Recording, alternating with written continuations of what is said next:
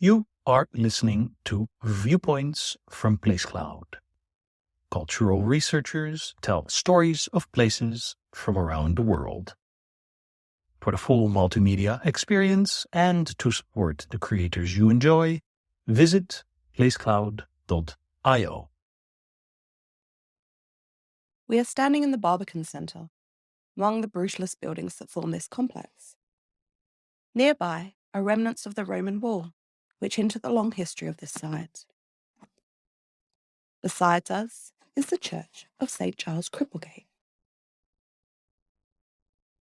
This whole area was once the parish of St Giles, Cripplegate, which was an important entranceway into the City of London, and a parish with some fascinating burial grounds.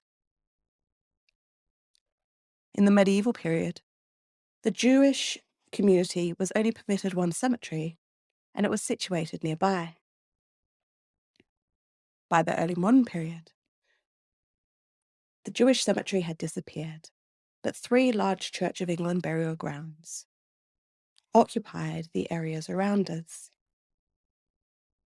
The first was the churchyard, lying around St Giles's Church itself, underneath our feet. This was called the lower burial ground.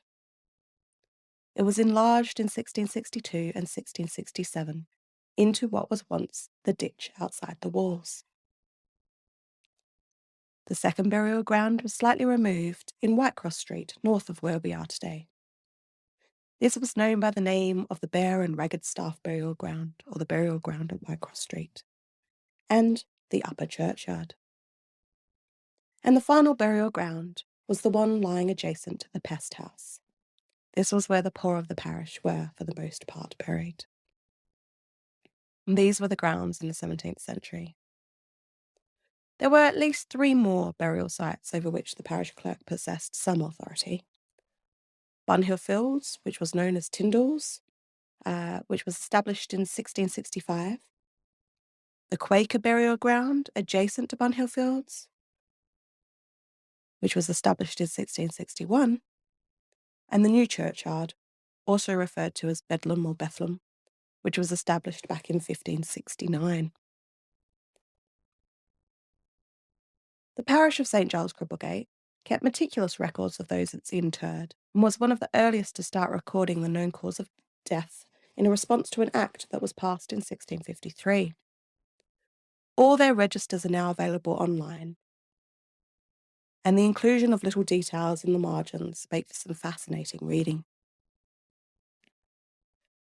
The population of St Giles, Cripplegate was around 25 to 30,000 during the 17th century, and they buried an average of over 1,100 bodies per annum. Some of the best-known individuals interred in the parish burial grounds include John Fox, who died on the 18th of April 1587. He's known for his Book of Martyrs, written about all those who were persecuted for being of the Protestant persuasion. The poet and author of Paradise Lost, John Milton, is buried in the church of St Giles, Cripplegate itself. He died on the 8th of November 1674.